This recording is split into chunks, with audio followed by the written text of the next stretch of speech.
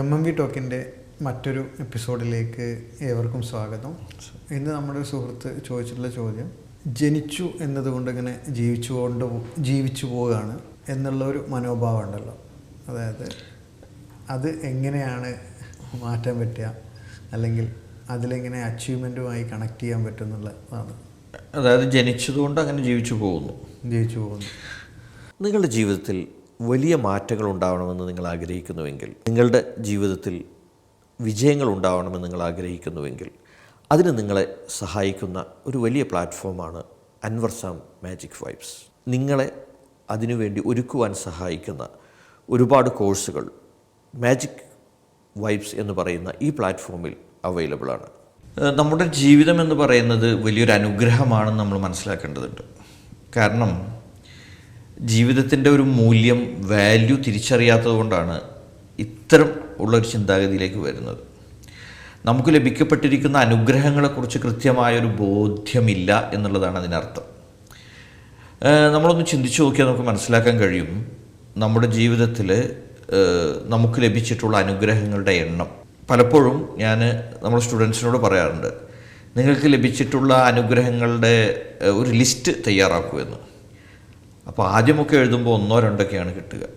പിന്നെയാണ് വളരെ ആഴത്തിലേക്ക് ഇറങ്ങുമ്പോൾ എഴുതിയാലും തീരാത്ത അത്രയും അനുഗ്രഹങ്ങൾ.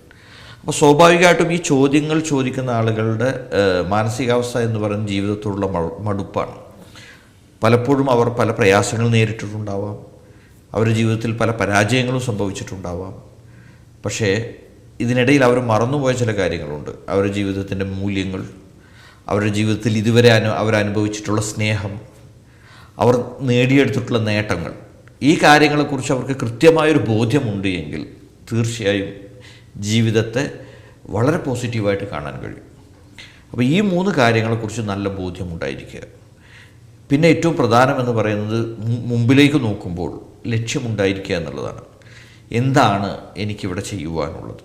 ഈ ചോദ്യത്തിന് ഉത്തരം കണ്ടെത്തുക എന്നുള്ളത് വളരെ പ്രധാനമാണ്. ഇന്ന കാര്യം എനിക്ക് ചെയ്യാനുണ്ട് എന്ന ബോധ്യം വന്നാൽ അത് വളരെ ഈസി ആയിട്ട് അതിലേക്ക് ഉള്ള വളരെ ഇൻസ്പയർഡ് ആയിട്ടുള്ള ആക്ഷനോട് കൂടി മുന്നോട്ട് പോകാം. അപ്പോൾ ആ ഇൻസ്പയർഡ് ആയിട്ടുള്ള ആക്ഷനോട് കൂടിയിട്ടുള്ള മുന്നോട്ട് പോക്കുണ്ടല്ലോ, ആ മുന്നോട്ട് പോക്ക് ജീവിച്ച് മുന്നേറുവാനുള്ള ഊർജം നൽകും. ഇവിടെയാണ് ജീവിത വിജയത്തിലേക്കുള്ള പാത എന്ന് പറയുന്നത്. അപ്പോൾ എനിക്ക് സുഹൃത്തിനോട് പറയാനുള്ളത് വളരെ പ്രധാനമാണ്. താങ്കളുടെ ജീവിതത്തിൽ താങ്കൾക്ക് ലഭിച്ചിട്ടുള്ള അനുഗ്രഹങ്ങളെ വളരെ ആഴത്തിൽ മനസ്സിലാക്കുക, അതിന് നന്ദിയുള്ള ആളായി മാറുക. അച്ചീവ്മെൻറ്റുകൾ ഒരുപാട് താങ്കൾ ഇതിനകം തന്നെ അച്ചീവ് ചെയ്തിരിക്കുന്നു. ചിലപ്പോൾ ചില പരാജയങ്ങൾ സംഭവിച്ചിട്ടുണ്ടാവാം. അതിൽ നിന്ന് പാഠം ഉൾക്കൊണ്ടുകൊണ്ട് അടുത്ത ഒരു വിജയത്തിലേക്ക് മുന്നേറാനാവശ്യമായ പ്രവർത്തനങ്ങളുമായി മുന്നോട്ട് പോവുക. ഓരോ മനുഷ്യനും അവൻ്റെ ജീവിത കാലഘട്ടത്തിൽ അവൻ എവിടെയാണോ എത്തിച്ചേരേണ്ടത് അതിനാവശ്യമായ എല്ലാ കഴിവുകളും അവൻ്റെ സൃഷ്ടിപ്പിൽ തന്നെ നൽകപ്പെട്ടിരിക്കുന്നു എന്നുള്ളതാണ്. അപ്പോൾ അതുകൊണ്ട് തന്നെ താങ്കൾക്ക് അതിനുള്ള കഴിവുണ്ട് എന്ന് മനസ്സിലാക്കുക. അതുമായി നിങ്ങൾ വളരെ ധൈര്യപൂർവ്വം മുന്നോട്ട് പോവുക. നിങ്ങൾ അങ്ങനെ ധൈര്യമായി മുന്നോട്ട് പോകുമ്പോൾ ഈ ലോകം മുഴുവൻ താങ്കളുടെ കൂടെ നിൽക്കും ജീവിത വിജയത്തിനായി. അതുകൊണ്ട് സ്വന്തം ജീവിതത്തെ വളരെ അമൂല്യമായി, ഒരിക്കലും വിലമതിക്കാനാവാത്ത ഒരു സംഭവമായി ജീവിതത്തെ കാണുക, അനുഗ്രഹങ്ങളെ തിരിച്ചറിയുക, ആ ജീവിതം മറ്റുള്ള ആളുകൾക്ക് കൂടി ഉപകാരപ്രദമാവുന്ന രൂപത്തിൽ, സഹായകരമാവുന്ന രൂപത്തിൽ ചിട്ടപ്പെടുത്തുക, ധൈര്യമായിട്ട് മുന്നോട്ട് പോവുക.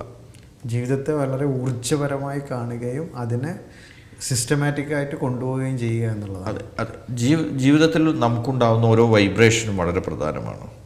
അപ്പോൾ ജീവിതത്തിൽ പ്രതിസന്ധികൾ വരാം, പ്രശ്നങ്ങൾ വരാം, അത് വന്നു പോയിക്കൊണ്ടിരിക്കും.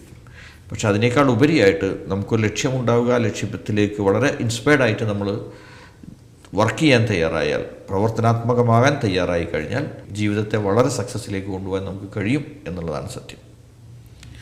ജീവിതവുമായും അതുപോലെ തന്നെ നിങ്ങളുടെ ലൈഫുമായി ബന്ധപ്പെട്ട ഇത്തരം ചോദ്യങ്ങൾ നമ്മളുമായി പങ്കുവെക്കുക. അടുത്ത എപ്പിസോഡിൽ മറ്റൊരു ക്വസ്റ്റ്യനുമായി നമുക്ക് വീണ്ടും കാണാം. Thank you very much.